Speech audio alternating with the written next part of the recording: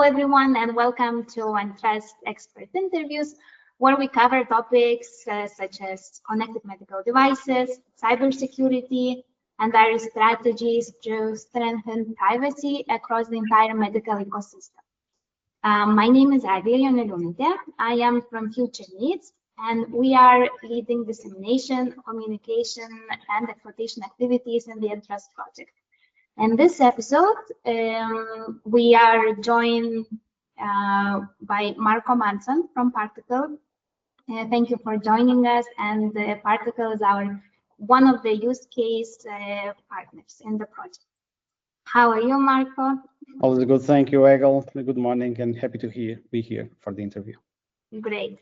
I would like to start by understanding the most important problem of the EnTrust project, and how would you describe it in your own words, and why do you consider this problem to be an important one in this domain? Okay, so in terms of the main problem and applicable into the solutions we are working with, I would say it's to ensure trust and security within the systems that we are using, especially since we are working on the area of the smart ambulances, in which we are connecting information which is quite sensitive and in a way in which the well-being of the patient might depend on. As we have the collection of information from medical devices, extract data, and if the data that is transmitted into a hospital for medical assessment, and if within this chain of information becomes compromised, so and the information from the patient becomes altered or not available, so we are compromising the patient's care. So linking into what EnTrust can bring is really a reliable and trusted framework which will ensure end-to-end that this whole chain will not be compromised. So as I mentioned, in terms of what Particle is providing, so as a provider of a use case in collaboration with a hospital in Portugal, is to connect an ambulance. So it's making an ambulance a smart ambulance, which is digital and connected, and then which will allow that the information that it's collected, which can be quite relevant for medical assessment, this information collected in the ambulance about the patient in care, can then be transmitted and accessible to, as I've mentioned, to the hospital for medical assessment. Currently, nowadays, I mean, either we have a disconnect between ambulances and hospitals. I mean, they do not communicate, much less sending data regarding collected medical devices. And even both from ambulance side or hospital side, there is very reluctance to open their network to external sources, because this also means bringing additional vulnerabilities, which in our days, as you know, we open a port, we open a place to connect, and all sort of illicit or malicious activities start to occur, which then also create a bit of the fear that this might then affect systems which are implemented. This is a challenge for small or big companies, so it's a bit universal. The challenge is also of reluctance to accept external data is also within our organizations more and more also a bit of with some reluctancy because of the whole vulnerability and attack landscape. But if we are able to develop a trusted, secure framework, as what EnTrust is also proposing, then we will be able to gain the acceptance of the reluctant customers and take the best benefit out of the whole system in here for best patient care. And your company, your organization is providing the test bed to support the use case involving patient transport services. So exactly what you've mentioned, specifically the transmission of patient data, right, from ambulances to hospitals. Mm-hmm. You covered a few challenges. Can you elaborate how do you address these challenges within the project? Okay, so in terms of the solution we are providing, as you rightly mentioned, so we are connecting the smart ambulance with destination hospitals. In here we talk about being a digital connected system while on the move. One of the challenges here is that the ambulance will be moving from be large areas, many kilometers, and we need to have to ensure that the information, regardless of the network variability, as we have areas with not so well connected as other areas, and still the system should be able to work in this situation without compromising the whole security aspect. Within the information which is transmitted, so we talk about that we can exploit the existence of the connected medical devices on ambulance, which is can be information quite accurate and quite continuous in terms of the sampling process. It's different than having a let's say paramedic ambulance takes a note every, I don't know, hour or so, but if it is a connected medical devices, we talk about continuous sampling of data. And this, in terms of data quality, is quite immense. But in addition to also know in terms of the ambulance, where the ambulance is and how much time the ambulance will take to reach the hospital. It's very important information for hospitals to know and to prepare, okay, when the ambulance is arriving, and then the staff can be really prepared when on arrival to receive the patient. So in terms, we talk about patient data, we talk about also ambulance data for a better preparedness of the procedure. The challenges, as mentioned, is to ensure the whole connectivity, and even in situations in which there is erratic or even lack, that we are able to store and transmit later to ensure there is no loss of data. But also, in addition to the technical challenges to make the whole connectivity, even to have an ambulance, which is an external system to the hospital, to be able to send data to be received by a hospital, which is a different entity. So they need to understand the types of data which are exchanged. As I've mentioned, also there is also the organizational reluctancy. So in a way, the culture of an hospital to open the network to external systems. Although in here we talk about a system which is part of the whole healthcare domain, which is the ambulance. So in a way, gives us more a bit of a reassurance of what we could open with. So this is in overall, I mean, some of the challenges, technical and organizational, that we will be dealing with. One of the things we also introduced in EnTrust is the possibility that we can have different destination hospitals, because an ambulance can be serving a large region, or we can have different ambulances for different regions with different destination hospitals. But how can within this whole landscape, and within the hospitals, which can have different requirements in terms of security, they can have different trust policies, so to speak, in terms of how the data should be received. And it's also important, so in addition to the data exchange interoperability, so that we have the formats, the standards, the protocols, that also within the security requirements, this also has to be interoperable. And those are additional, in a way, challenges that we are finding out within and we have to cope within the EnTrust.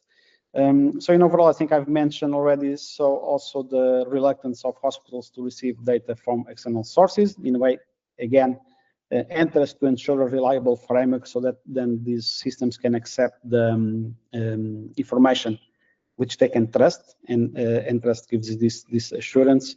And at the end, so how we will link into everything in terms of the EnTrust processes, that we will be able to prepare a test bed, a realistic test bed, in which we'll be simulating ambulances, simulating their trajectories, injecting patient data either from real connected medical devices or from simulated ones. So having this whole dynamic system within the EnTrust, in which then we can experiment and integrate the EnTrust components, and then see how we can the whole system operates, how it can serve, how we can demonstrate then to our customers, with the hospitals, that they can rely and trust in this system.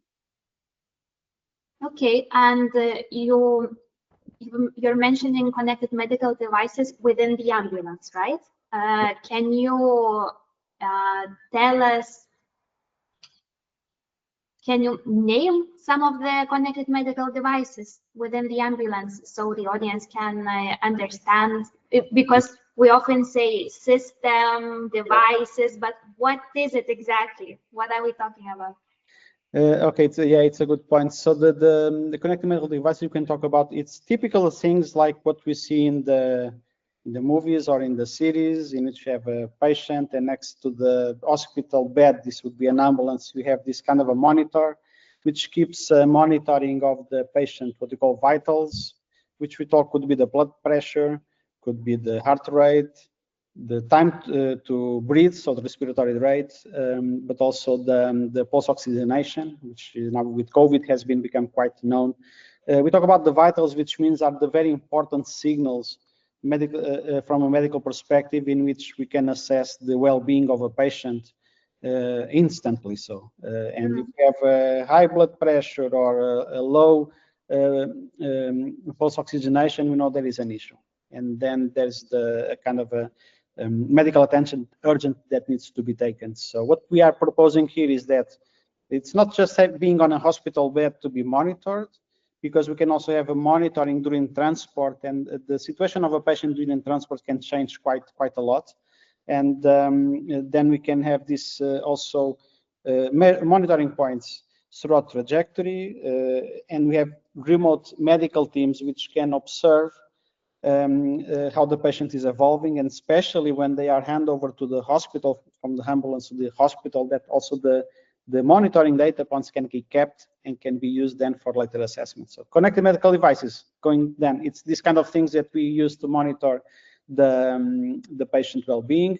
I should also mention, in addition to things which we can buy off the shelf within the medical domain, which are this kind of specialized equipment, we'll also be relying on one of the partners, which is Cardinero, which has this ECG monitor with the Bluetooth technology that we can also use to monitor these ECG signals that can also be inserted within the smart ambulance. So we'll be essentially within our test bed playing with either the commercial off-the-shelf things we buy off the shelf in terms of monitoring, but also from the EnTrust partner in order to experiment how these systems can work with, but also how can they be protected. Okay, that's clear now. What I understand, I mean, it's self-explanatory that these connected medical devices, they collect a lot of personal data, right, of the patient. So yes. There are significant concerns regarding both security and privacy in this setup. So how can this data be compromised, and how will EnTrust help solve this or address this problem? Indeed. So by design, so when we make systems, security is becoming quite a high priority aspect. Mm-hmm. Especially over the last years. So I would say, if we look into the landscape some years ago, success could mean that I have a device and I'm able to send data to destination. Success. This was a bit of the.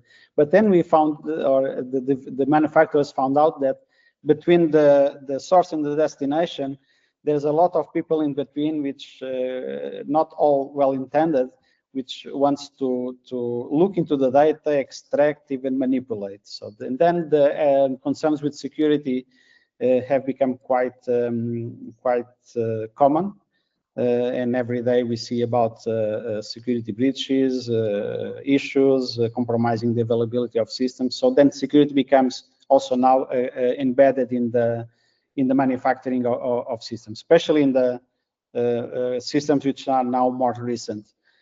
Even so, I mean, it's a kind of a continuous kind of a challenge, because as we introduce security, there's always some flaws or some vulnerabilities which are discovered, exploited, and so on.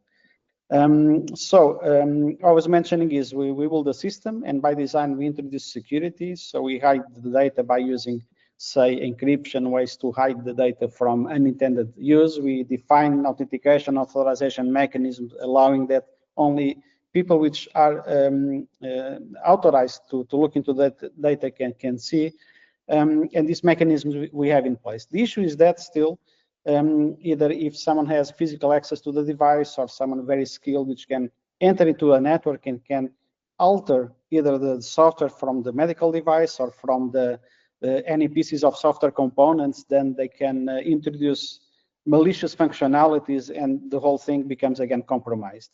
EnTrust is a bit also then bringing advanced mechanisms in which we can protect tampering. So we call tampering attempts into a medical device or into a software. It can do some kind of a verification checks in order to ensure that, okay, this seems that has been compromised, so let's restore it to the intended functionality. And so it becomes, again, as per manufacturer design. And in addition, also EnTrust brings a kind of additional protection profiles, which can also help us hide better the data to make sure that only authorized personnel can look into it.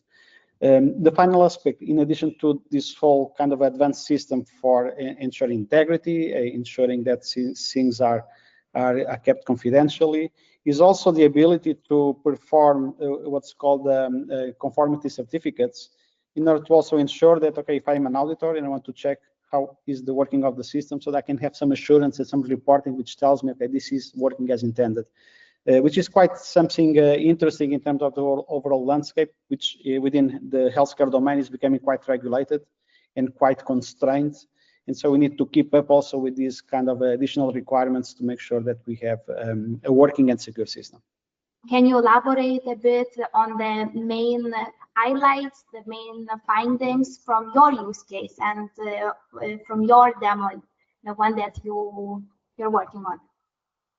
Okay, so the testbed we are preparing within EnTrust, so it relies on simulating an ambulance, so as a smart ambulance, being the connected ambulance, and preparing the system, which then will be connecting to the destination hospital, which then will be able to see and visualize the information from the ambulance, or also the information from the patients, which is being transported. So this is quite an innovative kind of way of thinking, because we are extending how normally systems operate, so to increase the availability of data, which then becomes available to the hospital environment. So how we are setting up the whole environment in EnTrust, since it's difficult to just grab ambulances and experiment with them, so we'll be creating virtual ambulances, which will be simulated instances of ambulances, which would be generating the kind of same dynamics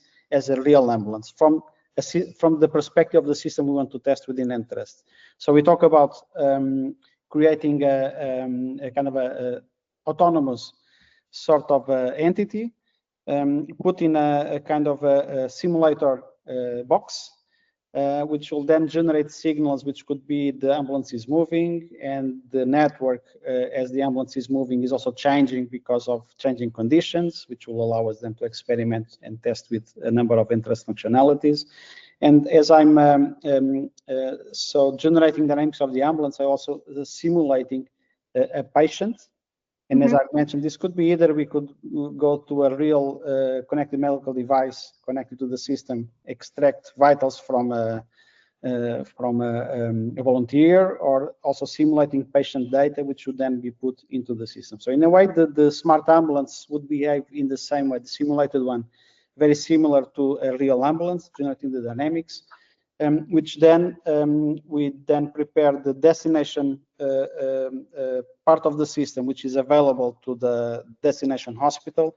And this is where we demonstrate, especially to the hospital staff and medical staff, how they can benefit from having a system which gives them these initial kind of perspectives and inputs for the information they can then access. So they can see within a hospital, they have a screen, they can connect to the system. They need to, of course, to be authorized and authenticated.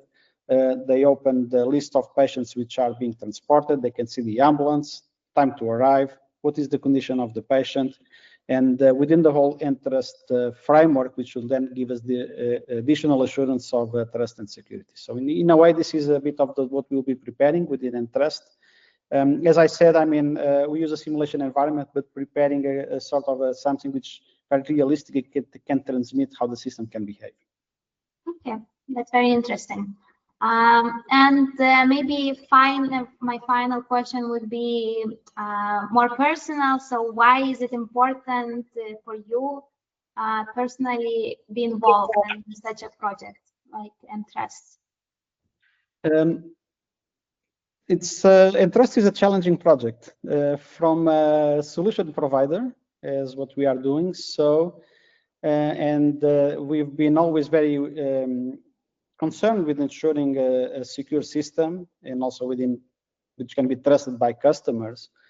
And we always apply the best we can in terms of the security aspects and all levels of protection. But within EnTrust, what we feel is that it's a kind of advanced perspectives, very high tech and very highly specialized. It's difficult for when it is a small company in which we are skilled in a number of areas. But I recognize within EnTrust that there is a kind of a high specialization within the application of security and trust, which is quite interesting and beyond what a small company usually can provide on a day-to-day basis. So essentially, the EnTrust can bring us this kind of advanced additional security aspects, which would be requiring quite high amounts of effort for a small company. Then we can benefit from having this external expertise, which can then, in addition, help us to understand and harden the security of our systems. I was just mentioning in terms of when I look into EnTrust, very interesting things which deal with how the concept of what's called device onboarding, which is making a device part of the system. There's kind of a process of authentication and verification, which is quite, I would say, complex, but which ensures that the correctness of the function of the device. And just to mention, because we have so many situations which have been occurring in the past, in which very simply a connected medical device is not properly protected, so it can be hacked, malicious code be introduced, and if we do this, or if this happens for hundreds of devices, as some years ago what happened, they can just compromise the whole network. So very simply. And this is kind of a things that we need to be able to protect from a device level, but also as what EnTrust is bringing for runtime verification or for assurance of robustness, even in varying conditions, which makes us kind of a more assurance that the system is quite reliable and as intended, which is what we want to do. At the end is to make sure that we have the system working as it should, and it's quite protected from external interferences which tries to affect the functioning. And on the other hand, that as we are exchanging data, that this is also very well protected, and there is people which is not authorized will not be able to access it. And then EnTrust will bring us this additional assurance. Okay, thank you. Is there anything else you would like to add or highlight that we haven't talked about? I think in overall, I think I've talked too much. So in overall, it's okay. So I just want to mention that in terms, I'm really looking forward for the next steps within EnTrust, because now we've worked to prepare the test bed, and now the next weeks ahead will be to integrate and experiment with the EnTrust components. And I think it will be quite interesting also to learn how the actual practice will operate within this a bit of a complex system, because so many moving parts and so many things which are interrelated, and then we'll be able to then grow on top of this complex system, a more complex system, which brings the additional assurance and trust. And it will be very interesting to see also how our customers will be able also to learn with it, and to sometimes, I mean, as I've mentioned initially, so they are a bit sometimes reluctant to open to access, so they know the benefits, but then the risks is, okay, if I open, I get compromised. But then we explain, but the additional levels of control and assurance, you can pay pretty much sure that if this is the best level of security we can get, and it's a very good level of security. And then they can accept also that the new age of digital, of services, then they can also enter into the area aware of the risks, but really taking advantage of the benefits. So what you're saying is that it's not enough just to create something innovative. We also need to educate the audience, for sure. right? We need to educate, but also for our users to educate, but also to trust trust the solutions that are given to them, and in a way, but then when we are giving them the solutions, that they are really robust and secure, because if they fail, this is the big issue. So they okay, it's all interesting, it's new, I adopt, but then the failure comes and it's a big disappointment, and then the walls go up and very much stronger. So in here we are making it as the steps that we already introduced a very hardened system. I don't know, I would say impossible to hack, but impossible being a strong word, but in which then 99%, we say. 99, yes. Okay. Okay, good. Thank you so much for sharing and for collaborating on this project. And thank you for joining the interview. My pleasure, Egle. Thank you very much for the opportunity, and looking forward also to continue our collaboration.